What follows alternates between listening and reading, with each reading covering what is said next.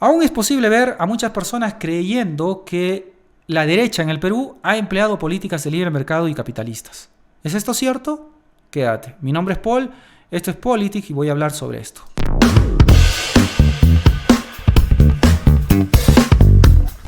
Yo creo que todo parte por una confusión propiciada por ciertos sectores de la izquierda y apoyadas también por sectores de la derecha, hacer que la gente esté confundida y que realmente no diferencie qué es un libre mercado, qué es un mercado intervenido, qué son políticas estatistas.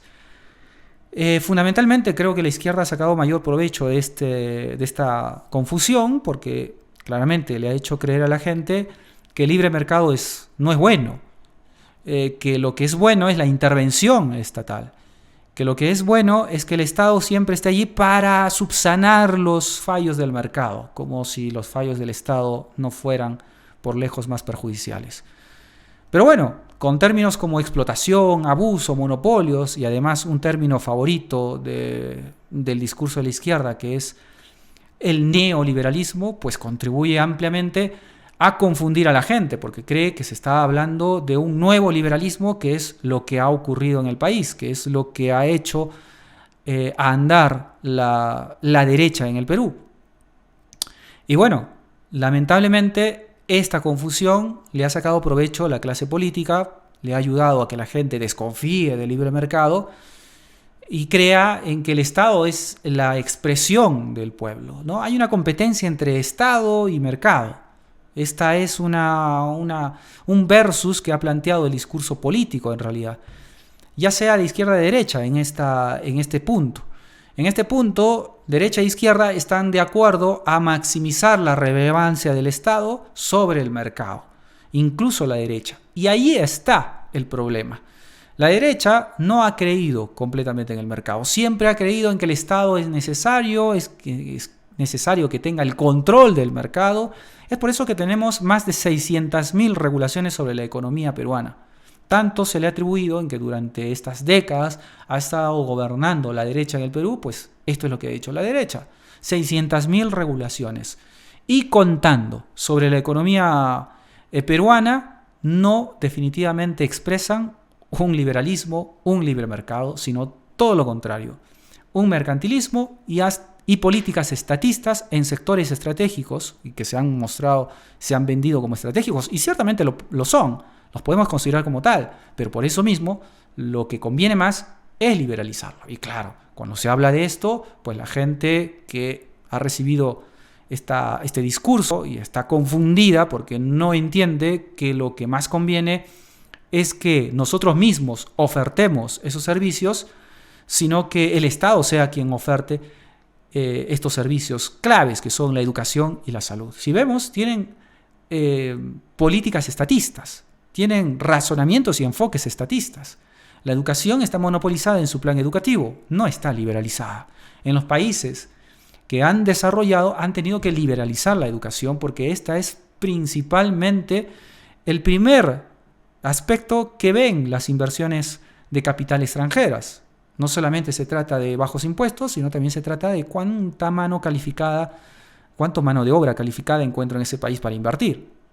Y si la educación es paupérrima, pues esa mano de obra calificada no va a existir y siempre vamos a estar siendo un país que vende sus recursos naturales como único medio de subsistencia o crecimiento, ¿no? Si el precio de los commodities suben, pues me beneficio. Si bajan, me perjudico.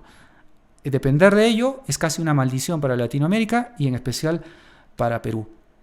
Por tanto, observemos la educación, también tiene el control compartido por grupos sindicalistas. Algunos podrían pensar que los grupos sindicalistas son de una expresión directa, casi transustancial del pueblo, y no es así. Los grupos sindicalistas son representantes de un sector de trabajadores. Y obviamente, hablando de la educación, la obtención de derechos de parte de los grupos sindicalistas. Lo hacen, esta obtención de derechos, pues no hacen otra cosa que perjudicar también en la calidad del servicio de los hijos de las personas, que son los principales que quienes reciben el servicio de educación. Y está controlado por grupos sindicalistas. Ya digo, el plan educativo, en tanto no sea liberalizado, está monopolizado. La oferta privada en educación se va a tener que plegar al plan educativo, si no, no puede funcionar como entidad educativa. Entonces, no es libre mercado ello. Liberalizar el plan educativo será una expresión de libre mercado. Muy aparte del sector educación, tenemos al sector salud. El 95% de la oferta en el sector salud lo da el Estado. El 5% restante es privado. ¿Es esto una expresión de libre mercado? ¿Es esto una expresión de que la derecha ha hecho políticas de libre mercado? De ninguna manera. 95% estatal. Claramente, la gente que tiene un seguro lo tiene ampliamente por un seguro estatal que es pésimo y paupérrimo. La forma como se privatizó en los 90, el caso de Entel y de la Compañía Nacional de Telecomunicaciones, es una expresión antiliberal. Se vendió a estas empresas con monopolio en el sector. Algunos podrán decir, pero es que no había otra manera, el Perú era un país poco atractivo para las inversiones y lo más atractivo que pudimos ofertar es darle un monopolio. Muy mal. Una política de libre mercado y capitalista se hubiera tenido que oponer a ello. ¿Por qué no se opuso? Porque lamentablemente el liberalismo es una filosofía compartida por un grupo minoritario, minúsculo, muy marginal en el Perú. Y pues lo que ha tenido aquí el Perú desde la derecha ha sido una derecha de políticos que creían no en un libre mercado, sino en políticas mercantilistas y que creían mucho en el Estado, y por eso dos servicios que son claves para el desarrollo de un país, educación y salud, lo han monopolizado, lo han controlado, lo han tenido siempre desde el mango de una sartén, como si fuera el mango de una sartén, y ellos han sido los que han dado un poquito más o un poquito menos. Nunca han sido la expresión de un liberalismo. Privatizaciones con monopolio, estatismo en la educación, estatismo en la salud, 600.000 regulaciones sobre la economía peruana y una posición del Perú en los rankings de libertad económica como las de Fraser Institute, como las de Heritage Foundation, como las de Freedom House. Perú rankea de más de 140 países, rankea en la posición 65. 60, y en el mejor de los casos alguna vez estuvo en el puesto 50 como máximo. Lamentablemente Perú no ha sido una expresión de libre mercado, sino de mercantilismo. Ha sido una economía de mercado basada en el mercantilismo. ¿Y qué es el mercantilismo? Bueno, mucha gente ha dicho que el mercantilismo era una cosa que sucedió hace siglos y ya no se puede decir que hoy el mercantilismo existe. Mal.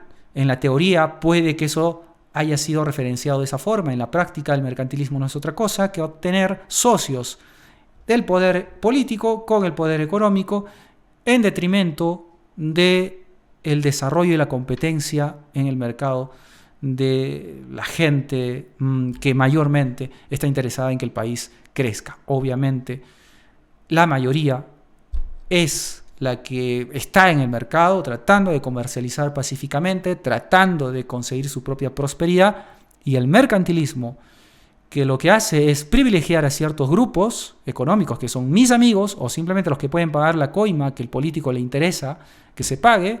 Ya vemos a Alejandro Toledo, recordemos a Alejandro Toledo, exigiendo su parte, a Martín Vizcarra lo mismo, Alan García presuntamente igual, Pedro Pablo Kuczynski lo mismo, Ollanta Humala con cuestionamientos similares. Es, una vez más, siempre esta sociedad que debemos cortar, esta sociedad para delinquir que debemos cortar entre el político y los capitalistas. Esto sencillamente lo que hace también es ahuyentar la inversión. Nadie quiere venir a competir, o muy pocos querrán venir a competir, cuando vemos una tremenda corrupción, cuando vemos que el poder político puede privilegiar a quienes están dispuestos a comprar la conciencia del político que tiene el poder sobre el mercado. Nadie quiere venir tampoco cuando hay una inestabilidad jurídica, nadie quiere venir a invertir cuando no hay mano de obra calificada, nadie quiere invertir cuando no hay seguridad, no solamente la jurídica, sino la seguridad en las calles, que cada atentado a mi patrimonio pues representa una pérdida, como hemos visto en Antamina. Todo esto son cuestiones que hacen que la inversión privada se retrotraiga. ¿Por qué? Porque, a ver, es una lógica muy simple. Usted, amigo, amiga que me ve, no querría meter su dinero en el lugar más inseguro que existe. Y Perú se ha hecho un país con muy poca seguridad. Seguridad jurídica, muy poca. Se habla de asambleas constituyentes, de cambiar la constitución, cambiar las reglas de juego, y esto va a cambiar las reglas de juego en lo político y en lo económico. Y esto no le gusta, es una inestabilidad, es un gran signo de interrogación. Las inversiones van a esperar a cómo están las condiciones, las nuevas condiciones, a ver si le conviene entrar o no. Y si claramente el ancho del embudo se lo va a llevar el Estado y el angosto para el mercado, las inversiones no van a venir. Van a estar pendientes de cuánta seguridad también haya en las calles, ¿ok? Van a estar pendientes de si el nivel de educación va a subir un poco porque puedo encontrar mano de obra calificada. Y bueno, en general no se avisora que esto vaya a cambiar si las políticas siguen siendo estatistas, las políticas siguen siendo enfocadas a maximizar el poder del Estado, a sobreestimar el poder del Estado y pretender que desde esa estructura burocrática se puede dar solución a todo y a todos. Eso es una utopía en el que lamentablemente la gente, en su confusión, sigue creyendo insistentemente una y otra vez. No es un problema de falta de personas íntegras moralmente, es un problema de que el sistema está haciendo que el mercado dependa mucho de los políticos. Todo lo que hagan los políticos va a perjudicar directamente al mercado. Y como dije, el mercado, en esencia, debería ser considerado por todos la máxima expresión del pueblo. Si hay un pueblo del cual se tiene que referir mucho Pedro Castillo, no es una gente que está enemistada con el mercado. Es la gente en el mercado, intercambiando y buscando su propia prosperidad, su propia forma de prosperar. Y lo único que quiere es que el político no lo obstruya. Por eso es que considero que el desarrollo de los países es a pesar del Estado, no gracias al Estado, es a pesar del Estado. Si no entendemos esto, pues seguramente seguiremos siendo el objeto o el instrumento favorito para la manipulación de los intereses del poder político. Reflexionemos respecto a esto. Te invito a que te suscribas a este canal. Esto fue Politic. Mi nombre es Paul y te veo en el siguiente video. Chao.